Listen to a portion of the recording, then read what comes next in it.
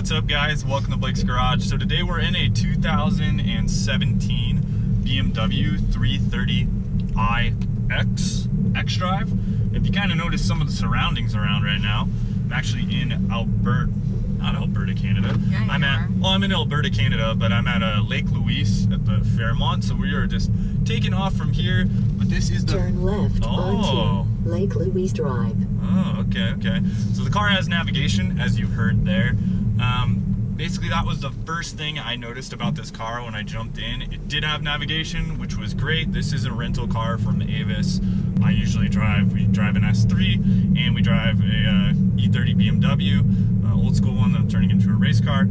Have a couple other cars as well, but those are the normal cruisers. But anyways, this car, the navigation, not that easy to use straight off the bat. So that is the first thing I have to say. If you guys have used BMW Xdrive and you're familiar with it, great, you know, no big deal. It partly might have been due to the learning curve of Canada. Apparently in Alberta, like in Calgary, a lot of the street names are not 15th Street, it's just 15th Street, which I've never heard of before living in California. Comment down below if you guys actually call things without the ST at the end or TH, like 3rd Street. Apparently here they call it 3 Street. Weird to me, but anyways, so getting over the navigation took a little bit of a learning curve. It took me probably about 20 minutes to get my first place stabbed into this GPS. Once it worked though, it works great. The GPS works very well. Transmission on this car is an automatic. It's just, I think this is just a ZF automatic in it. It is a 8-speed automatic, however, which is very nice. The transmission is super smooth. Shifts are pretty slow. It's kind of that conventional automatic, so you know it's no dual clutch here. You got to get an M3 or M4 for that, but the transmission feels very good. The car is very, very quiet. That was one of the first things I noticed when we were driving this thing.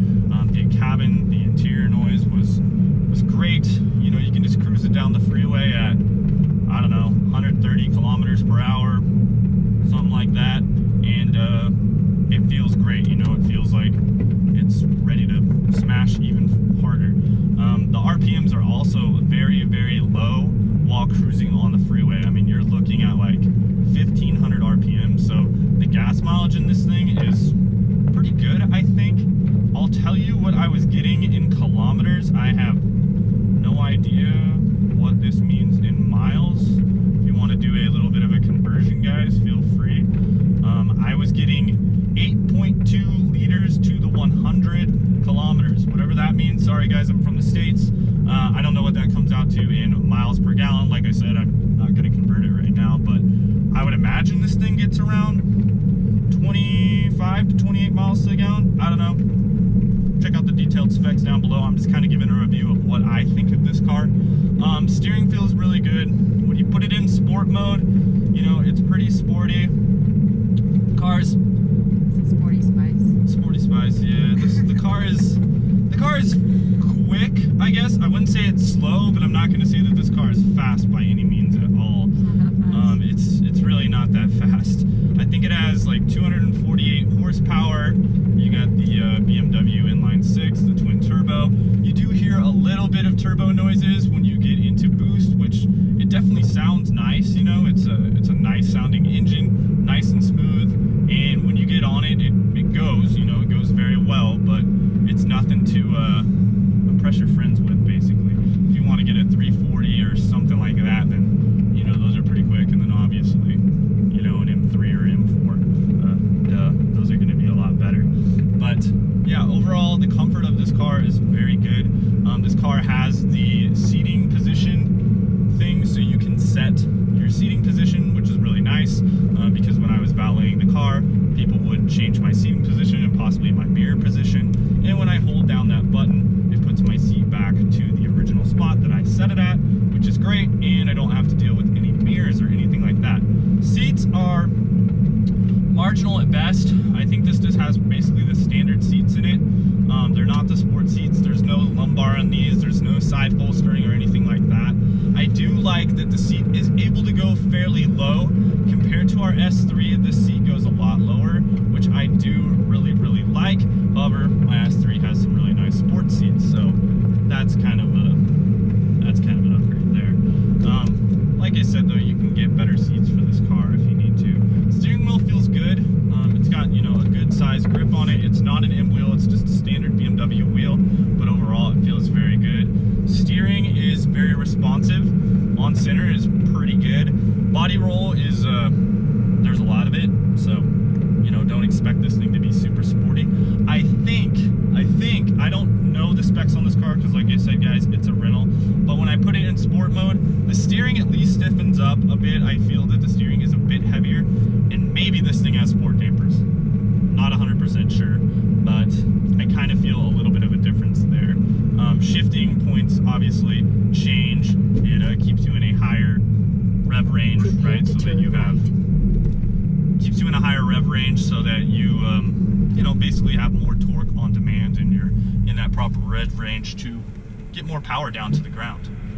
So right now we're in the ice pretty much. Car so far has felt really good in the ice. I haven't felt any slippage. We are just on some all seasons right now and not on chains, not on winter tires. The road's freaking icy, so yeah, I'm gonna keep it pretty mellow. 200 meters, turn right onto Highway 1 East toward Bath. So right now, ooh, there's that ABS. Okay. So ABS does the ABS thing. I wasn't going that fast right there. Obviously, like I said, the roads are super icy. Got into a bit of ABS there, and turn right. Feels like any car's ABS. It feels kind of annoying. So there's that. It's snowing right now. It's like a freaking blizzard, man. It's not really a blizzard, but it's definitely snowing. Definitely snowing. Very nice out. Very nice. Xdrive has not skipped a beat yet. I haven't felt any skids, so that's good, except for when I was applying the brakes.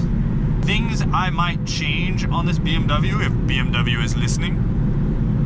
The iDrive, I'd reconfigure that to make the speech a whole lot easier and just come up, what destination would you like to go to? Or what street address would you like to go to? I think that would be a lot easier. It has multiple levels on here, which takes a bit of time. The gauges, classic BMW gauges, still love those. I wish that the navigation screen would fold down and actually maybe go into the dash. I like how Audi does that, like on our S3, that thing pops down into the dash. That's kind of cool because sometimes you don't want to see that thing. It gives you a little bit more dash visibility, which might be a little nice. Still got your normal gauges on your blinker here. Still got my hat. And the navigation actually shows up in the gauges down here, which is super cool. Even on my old school BMW, my 88 E30, that thing has this button right here on the blinker, which tells you, you know, your miles per gallon, the temperature outside. Right now it's negative 2.5 degrees Celsius, so it's pretty cold.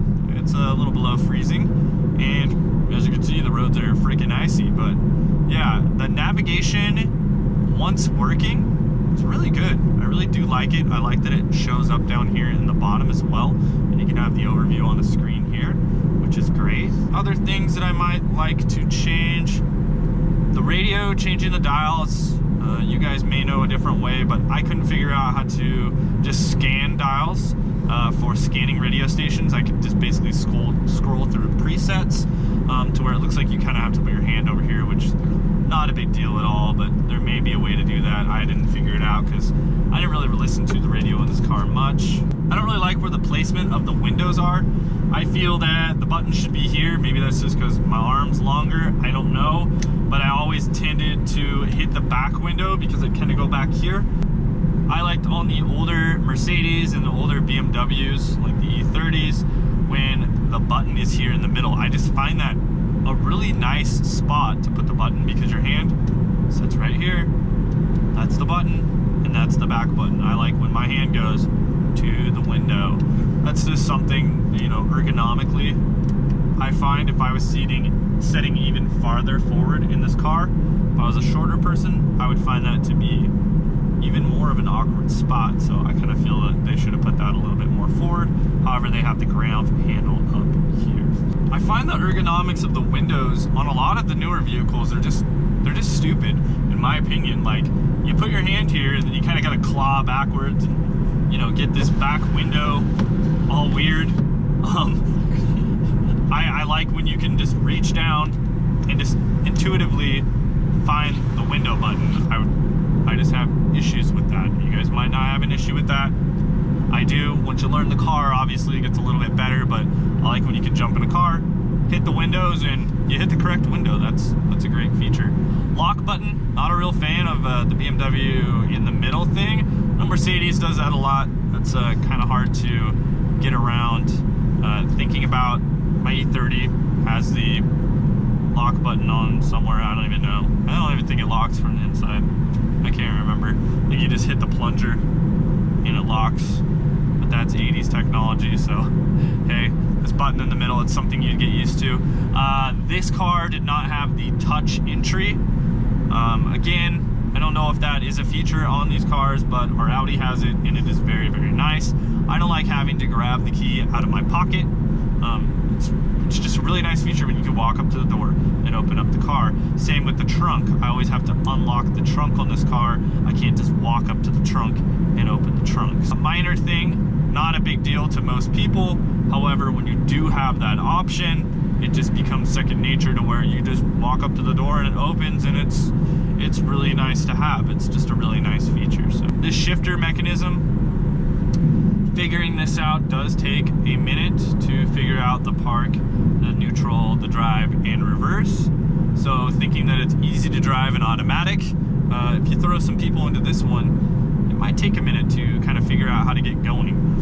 It's not as intuitive as other cars like Audi, for example, or Mercedes or something like that. Like when you jump in an R8, for example, it's kind of weird like this, but you just click it back once, right? And now you're in first gear or you're in sport mode. When you're in this car, you have to hit this unlock button on the corner here and drop it down to gear. And that can be, it can just be a little weird. It's just something I'm not used to doing. You know, you're used to kind of having a shifter like this. I mean, I guess it's sort of the same, but it's this weird little knob. To me, it's just a little different. So it does take a bit of getting used to going between forward and reverse. You know, if you've had BMWs in the past, whatever, it's probably very, very easy, but this newer system right here does take a bit of getting used to. We've had it for basically 6 days. I definitely like the driving experience in this car. I definitely wish that BMW kind of made an easier to use navigation system. When you do type in a destination or a point of interest, that's what you have to find on there. Then you're able to get to a place, but I wish you could kind of talk to it and just say, you know, airport or something like that, and I wish I figured it out. Maybe there's another way of doing it, guys. Comment down below if you know how to do that. But I had to manually enter it into point of location or point of interest, and then I was kind of able to find that. Yeah, car's nice though. If you're looking for a really nice daily driver, you're gonna cruise up to the snow or, you know, to a colder climate, I definitely recommend this car. You know, I've had Subarus, had 2 Subarus. I've had a Subaru Legacy, the newer style ones. I've had a Subaru WRX. I've had 2 Audis. We had an old A4, and I've had the S3 now. This feels nice.